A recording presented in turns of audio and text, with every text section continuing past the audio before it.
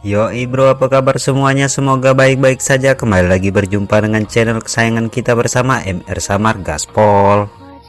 Bagi teman-teman yang baru bergabung di channel ini, tolong dibantu like, komen, dan subscribe agar Mimin lebih bersemangat untuk membuat konten-konten lainnya.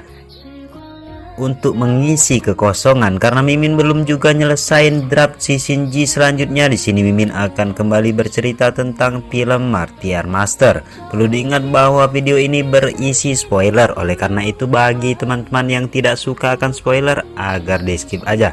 Dan bagi yang suka gak ada salahnya untuk membantu perkembangan channel Mimin ini. Oke, kita mulai saja ceritanya.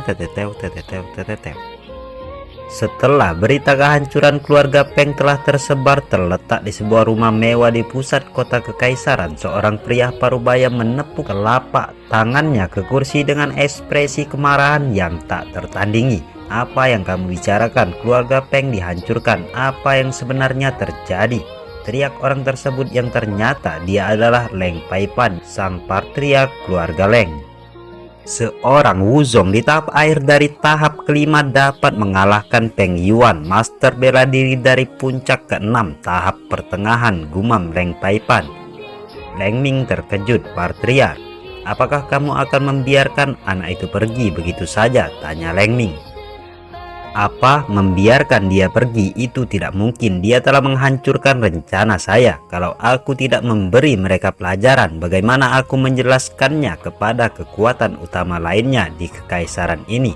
Namun keluarga Leng kita adalah yang pertama dari 3 raksasa kekaisaran ini.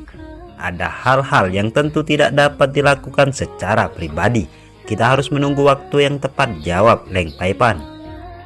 Karena mereka telah menghabisi keluarga Peng di kota kekaisaran, maka menurut aturan keamanan kota yang harus bertindak. Jadi kita bisa bertindak dari belakang layar tanpa diketahui oleh orang-orang, ucap Leng Paipan menambahkan.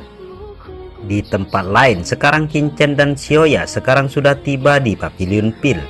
Tuan Chen, ini Pavilion Pil yang Anda maksud. Sekarang apa yang akan kita lakukan di sini? Tanya Xiaoya kepada Qin Chen.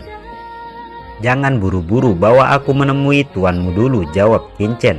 Baiklah, ucap Xiaoya sambil hendak memimpin Qin Chen untuk masuk ke ruang pimpinan Pavilion Pil. Namun tiba-tiba ada suara keras terdengar.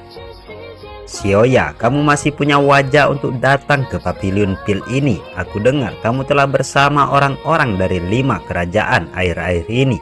Kau telah tinggal di tanah 5 kerajaan untuk waktu yang cukup lama. Apakah kau lupa dengan identitasmu yang sebenarnya dan menganggap dirimu sebagai orang yang tidak tersentuh? Teriak seorang pria muda yang mengenakan jubah apoteker yang baru saja muncul di sana. Yi Chen, apa maksudmu? Tanya Xiaoya. Apa maksudmu? Tahukah kamu selama ini kamu telah bersama dengan orang-orang dari 5 negara itu? Apa yang membuatmu betah di sana? Tanah tandus dan terpencil, serta tempat seperti sampah seperti itu, tidak mungkin ada seorang jenius di sana, jawab Yi Chen. Mendengar itu, Qin Chen bertanya kepada Xiaoya, siapa sebenarnya mereka? Mereka semua adalah murid panetua Jin Yuan di Pavilion Pil. Dan Yi Chen adalah murid kedua panetua Jin Yuan di usia muda. Dia sudah menjadi apoteker tingkat menengah. Pengetahuannya dalam menyuling obat tidak lebih lemah daripada saya. Karena panetua Jin Yuan dan guru saya panetua Subo selalu berselisih, jadi orang-orang ini juga memiliki pandangan yang sama kepada saya, jawab Xiaoya. Panetua yang Anda sebutkan itu apakah orang yang telah mencegah guru Anda untuk memberi saya hadiah pada waktu itu? Ya, itu benar. Panetua Jin Yuan sangat egois.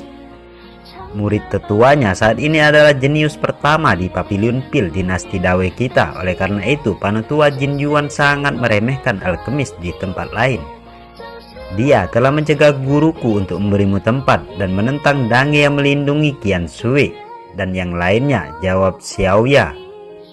Mendengar itu, Qin Chen hanya mengangguk saja. Melihat Xiaoya mengabaikannya, Yi Chen tiba-tiba menjadi marah.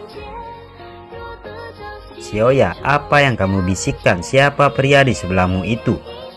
Ada apa? Apakah dia seorang jenius dari 5 kerajaan? Kau adalah orang dari Pavilion Pil, maka kau harus menjaga nama baik pavilion ini.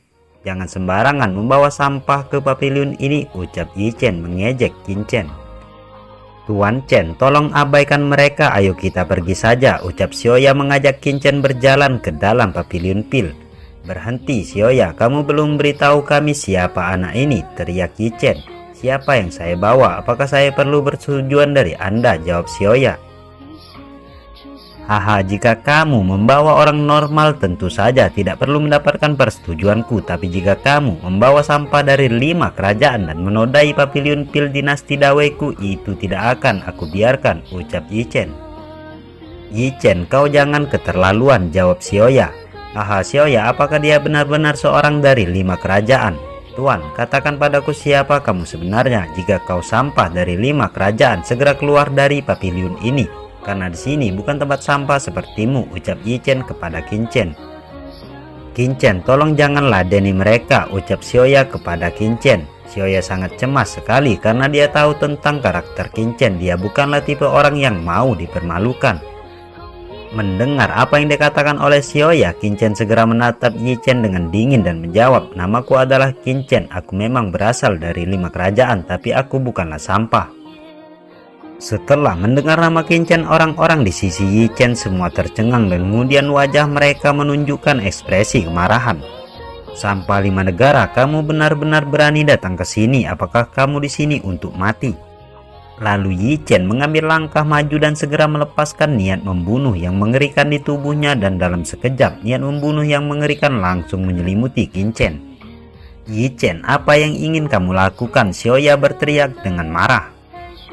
Xiaoya, cepat minggir. Yi Chen melirik Xiaoya lalu menatap Qin Chen dan berkata, sampah, kamu benar-benar berani datang? Apakah kamu pikir kami tidak berani menghabisimu?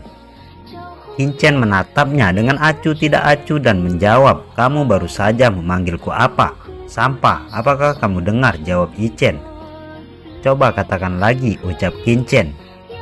Kalian dari 5 negara semuanya sampah, jawab Yi Chen. Dan sebelum Yi Chen sempat melanjutkan kata-katanya, Qin Chen telah bergerak sangat cepat dan memukul Yi Chen yang menyebabkan dia terpental beberapa langkah serta ambruk di aula tersebut dengan mengeluarkan sedikit darah dari celah mulutnya. Bersambung. Oke, itulah tadi cerita kita pada hari ini. Mudah-mudahan dapat menghibur kita semua. Kalau rame kita akan lanjut pada hari berikutnya. Bagi yang suka tolong dibantu perkembangan channel Mimin ini dengan like, komen, dan subscribe. Oke, bye-bye.